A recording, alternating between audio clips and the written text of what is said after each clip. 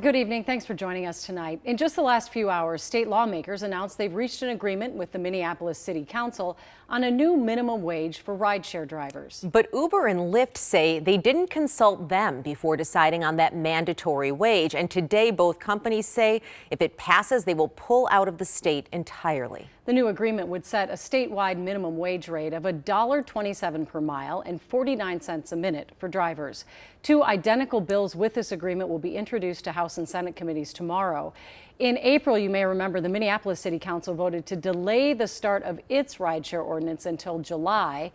That ordinance, not a whole lot different from today's, and also not something Uber and Lyft were on board with. It set minimum wage at $1.40 per mile and 51 cents a minute.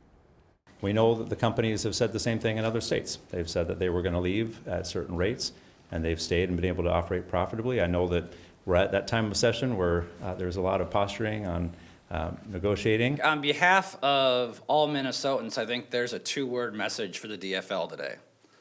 Grow up. Okay? Grow up.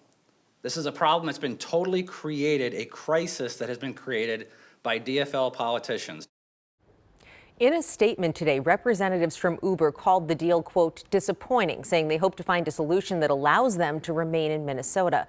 That sentiment echoed by Lyft. In a statement, the company said the bill would be, quote, damaging for both riders and drivers. And they go on to say they'd be forced to shut down throughout the state if it's passed.